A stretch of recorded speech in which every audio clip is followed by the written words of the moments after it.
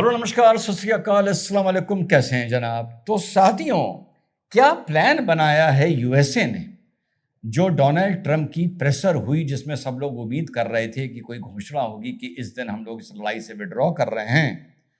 तो पता नहीं इन्होंने उसमें क्या प्लान बनाया है कि यूएसए के आर्मी चीफ जनरल जॉर्ज ने, अंदर की ये रिपोर्ट्स हैं जो जाहिर सी बात है पब्लिक डोमेन में है, ढूंढने से मिल जाती हैं, उन्होंने उस प्लान का विरोध किया है। और उनके विरोध के चलते लड़ाई के बीच में उस प्रेशर के बाद अमेरिका के chief of the army staff general George को हटा दिया गया है। साथियों, ये मेन स्ट्रीम इसको महत्व नहीं दे रहा है, लेकिन पढ़ने पर, बाहर के चैनल्स देखने पर यह चीज सामने आ रही है कि वो डिस्ट्रक्शन डिस्कस किया गया उनसे, कि उन्होंने हाथ खड़े कर दिए और उन्होंने ये कहा कि मैं ये नहीं कर सकता। ये एक पॉइंट ऑफ व्यू है जो साथियों सामने आया है। डिस्ट्रक्शन माशाल्लाह पूरी तरह शुरू हो गया है, पूरी तरह। वेस्ट की, यूएसए की, इजराइल की आने वाले वक्त में डिफेंस इंडस्ट्री की लॉटरी निकल गई है बॉस। और यूएसए की, इजराइल की, ट्रम्प की फैमिली की कंस्ट्रक्शन में इनकी लॉटरी निकल गई है बॉस। कितना काम आ गया है, हम भाइयों ने इन्हें कितना काम दे दिया है बताऊं। पूरा गाजा बनाना है, पूरा लग रहा है आने वाले वक्त में ईरान बनाना पड़ेगा, पूरा मिडिल ईस्ट बनाना है। यानी अब बहुराष्ट्रीय कंपनियां जो हैं इजराइल की और अमेरिका की, उनके पास कम से कम इस चीज में, गैस में, पेट्रो में और ऑयल रिग्स में, कंस्ट्रक्शन में, ब्रिजिंग में वगैरह वगैरह, उनके पास अब काम ही काम है। गाजा से लेकर ईरान तक काम खत्म करने में मेरे हिसाब से अंदाज में 10-12 साल की उनकी लॉटरी निकल चुकी है। और ये भाइयों को पता ही नहीं होगा, इसमें आधे से ज्यादा कंपनियों के जो मालिक होंगे वो यहूदियों के होंगे, वो यहूदी होंगे, और उनके मुनाफों का 20-25% हिस्सा इजराइल को जाएगा कि बाबा जो तुम्हारा नुकसान हुआ है वो तुम इसको पूरा कर लो। ईमानदारी का एनालिसिस बता रहा हूं, ये तमाशा बन गया है, तमाशा। नेतन्याहू ने बोला था पूरा मिडिल ईस्ट बदल दूंगा, बोला था ना।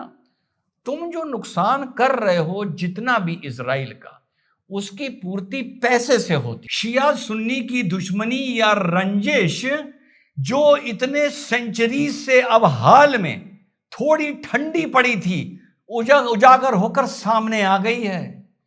कहने की बात है, पूरा शिया सुन्नी में मामला बदल गया है। अब यहां पर कुछ हिंदुस्तान में तो ज्यादा पुतक पुतक करते हैं ना।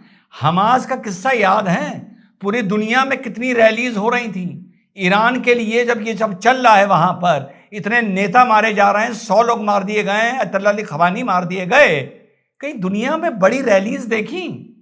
कहीं मिडिल ईस्ट के सुन्नी मुस्लिम वर्ल्ड में शियाओं के लिए बड़ी रैली देखी? ऊपर ऊपर बोलते रहो। अरे भैया, यहूदियों की नफरत में थोड़े बहुत सुन्नी इस टाइम शियाओं के साथ खड़े हैं, वरना फाड़ इजराइल ने बहुत बड़ा करा दिया है, नजर नहीं आ रहा है। कोई कहेगा मिडिल ईस्ट में तो रैली निकालने नहीं दी जाएगी ईरान के फेवर में, तो हिंदुस्तान में कितने सुन्नियों ने रैली निकाल दी, जरा ये बता दो पिछले 35 दिन में। हिंदुस्तान में तो कोई रोक नहीं है ना, यहां तो चाहे जो करो। कितनी सुन्नियों ने यहां पर रैलियां निकाल दी। तो वो तुम जो इजराइल का नुकसान करा रहे हो, वो तुम्हारा जब सब कंस्ट्रक्शन होगा ना, इसी में इजराइल की कंपनियां, यहूदी कंपनियां 20% मुनाफा इजराइल को पहुंचा के उसको मेंटेन करा देंगी। लेकिन तुम्हारा जो नुकसान हो रहा है, जो मैंने बता रहा हूं, ईरान ने, जिसने 50 साल में इन सैंक्शंस के बावजूद न्यूक्लियर में घुस के, इसमें घुस के जो तैयारियां की, वो सब मिट्टी में मिल रहा है। मिडिल ईस्ट का जो एक ऑयल ट्रेड था, जो उनकी लाइफलाइन थी, उसकी ऐसी की तैसी होने जा रही है। शिया सुन्नी की रंजिश अब ये खत्म नहीं होने जा रही है, अब ये और बढ़ेगी आने वाले वक्त में, देखना। जो ईरान का या मिडिल ईस्ट का हाईएस्ट ब्रिज था, शायद अबाउट 136 मीटर हाई और समथिंग, $400 मिलियन में ये बनकर तैयार होगा, मारा धम से अलग हो गया, खत्म हो गया। इसी तरह उन्होंने इनके एक पुराने रिसर्च सेंटर पे अटैक करा। ये तो वो चीजें हैं जो पब्लिक डोमेन में है। सोचिए क्या प्रेजेंटेशन किया गया होगा chief of the army staff के पास, कि उसने कह दिया मैं रिटायरमेंट से पहले भैया ये डिस्ट्रक्शन अपने अपने कमांड से नहीं करा सकता। उसके बाद पेजेश्कियान साहब ने ये बोला है, मतलब देखिए आप, मैं देखो फिर बोल रहा हूं, अब मुझे ईरान के चाहने वाली गाली देंगे, अरे भैया जो करना है करो यार, तो उन्होंने खमानी को मारा, तुम नेतन्याहू मार दो, उन्होंने तुम्हारे 100 मारे, तुम उनके 200 मार दो, मुझे प्रॉब्लम नहीं है, मैं तो उसकी भी रिपोर्ट बनाकर सामने रख दूंगा, लेकिन जलालत ना करो, जलालत ना करो। अब पेजेश्कियान साहब WHO से कह रहे हैं कि साहब आप हमारे रिसर्च सेंटर्स पे क्यों अटैक कर रहे हैं, आप हमारे हॉस्पिटल पर क्यों अटैक कर रहे हैं, और शिकायत की है। ऐसी शिकायत कभी इजराइल करता हुआ मिला है? जब हिजबुल्लाह इजराइल के ऊपर बिना प्रोवोकेशन के आंख बंद करके उनके स्कूल, उनके रिसर्च सेंटर, उनकी फुटबॉल फील्ड, जहां शुरू में 12 बच्चे मेरे मरे थे, 2023 की बात कर रहा हूं, जब कर रहा था तब तुम्हें यह अकल आ रही थी कि इन जगहों पर अटैक नहीं करना चाहिए?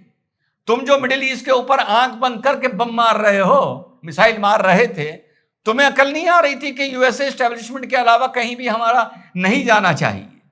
अबू धाबी पे मिसाइल मार दिया, आग लग गई है, एक पूरे उनके रिजर्व का गैस का रिजर्व था, उस पर काम होना बंद हो गया है। उसके बाद कुवैत के वाटर डिसैलिनेशन प्लांट पर मार दिया, उसके बाद कुवैत की एक रिफाइनरी पर मार दिया, उसके बाद भैया ये अमेज़न, और ये तो मैं आपको बता ही चुका हूं, और ये पूरा एक सिलसिला चल रहा है। और ध्यान रखिए सबसे कम बम गिर कहां रहा है, या तो इजराइल में या सऊदीया में। सऊदीया में आप देख रहे होंगे कि अटैक नहीं हो रहे हैं। क्यों नहीं हो रहे हैं, ये अंदर का क्या खेल है भैया, ये बाद में जाकर पता चलेगा। पर जितना मैं देख रहा हूं, कतर पिट रहा है, बहरीन पिट रहा है, कुवैत पिट रहा है, यूएई पिट रहा है, और जेबें गर्म होंगी पूरी बहुराष्ट्रीय कंपनियों की, जिनके आधे से ज्यादा जो मालिक बैठे हैं वो यहूदी बैठे हैं। तो ये है साथियों इस टाइम सूरत हाल। अब जब इनका B1 ब्रिज तोड़ा गया, जिसका नाम था, हाँ ये भी बता दूं, यूएसए ने पहली बार B-52 बॉम्बर्स इन्वॉल्व करने की बात कही है। बहुत जल्दी B-52 बॉम्बर्स भी इन्वॉल्व होने जा रहे हैं, जो डीप स्ट्रेटेजिक, बड़ी डीप बॉम्बिंग करने के लिए होते हैं, मैसिव डिस्ट्रक्शन के लिए होते हैं।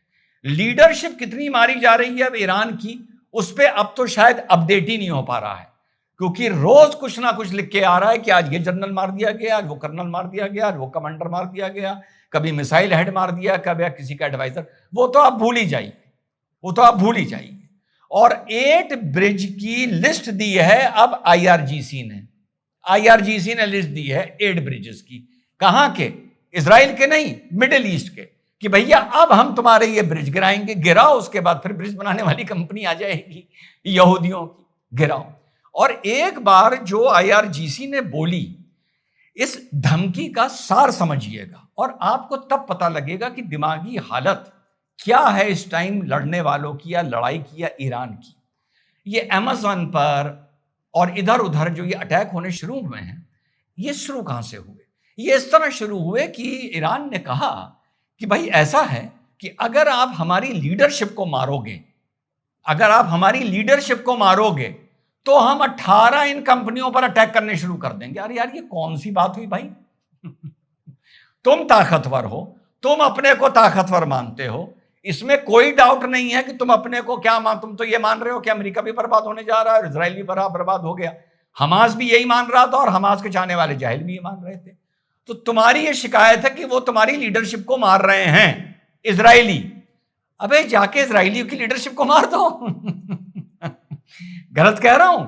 चलो अमेरिका की नहीं मार सकते, अमेरिका की नहीं मार सकते, रेंज के बहुत बाहर हैं, चलो माफ किया। अरे भाई अपने लीडरशिप का बदला तुम ऑरेकल से और बोइंग से और टेस्ला से और अमेज़न से लोगे क्या? माने अजीब बात है यार।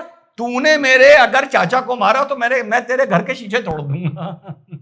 ये कौन सी लॉजिक हुई है भैया? तुम्हारे मिसाइल इजराइल तक पहुंच रहे हैं ना, उनकी तो पार्लियामेंट चल रही है, 6 दिन पहले उनकी पार्लियामेंट चल रही थी। अबे मार देते ना, मैं बोल रहा हूं अपने मन से, खुला बोल रहा हूं। तो बदला लेने की ये धमकी मुझे समझ में नहीं आ रही, और ये धमकी ही आपकी एक हताशा बताती है कि तू अगर मुझे मारेगा तो मैं तुझे मारूंगा। अरे उसने मारा है ना, अबे उसको मारो ना, मार वो रहा है, गुस्सा वहां निकाल रहे हो, और जहां गुस्सा निकाल रहे हो, जहां नुकसान हो रहा है, वहां पे कमाई करने उसके बाद सारी बहुराष्ट्रीय कंपनियां इजराइल और अमेरिका से आ जाएंगी। मतलब कुछ कॉमन सेंस तो रखो लड़ाई में यार। तुम मतलब निस्ते नाबूद कर दो किसी को, तुम लड़ो मरो मारो, मुझे इससे नहीं मतलब। कम से कम कुछ शर्म और कुछ कॉमन सेंस तो रखो कि तुम अपना गुस्सा निकाल कहां रहे हो। और अभी उन्होंने शुरुआत की है, अभी शुरुआत की है, वो तुम्हें बर्बाद करे जाएंगे। अब लोग कहेंगे कुछ जलील कि ये हंस रहा है। अबे तुम्हारे चुतियापों पे हंसू ना तो रोऊं क्या? या तो मेरे पास दो सूरत हैं, या तो मैं रोऊं या मैं हंसूं। और मेरे पास कोई सूरत ही नहीं बची है, कोई सूरत मेरे पास नहीं बची है। वो ईरान को बर्बाद किए जाएंगे, ईरान मिडिल ईस्ट को बर्बाद किए जाएगा, लॉटरी किसी और की निकल आएगी। अमेरिका के पास तेल धीरे धीरे पर्याप्त हो गया है, वेनेजुला का तेल और मिल गया है।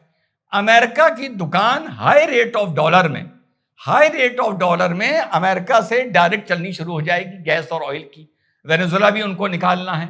यहां पर ऐसी की तैसी वो करा के पूरा नहीं निपटाएगा। आज बस फिर से बता दूं, ट्रंप इस लड़ाई को पूरा निपटा के नहीं जाएगा, अपने हिसाब से बर्बाद करके चले जाएगा। तुम खुश होते रहोगे, उनका एक हेलीकॉप्टर गिर गया, उनका एक प्लेन गिर गया, उनका एक ये हो गया, उनकी एक बेस टूट गई, तुम इसी में खुश होते रहोगे।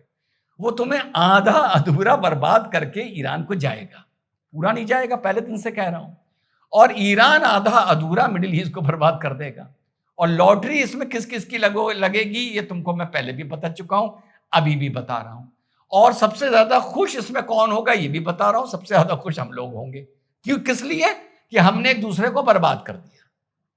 अपडेटेड रखूंगा आप लोगों को, बिल्कुल सत्य खबर से, जैसे आज ऑरिकल की बताई कि यह खबर गलत आ रही है जो मेन स्ट्रीम मीडिया में रन कर रही है। मिलते हैं कल इसी अपडेट के साथ।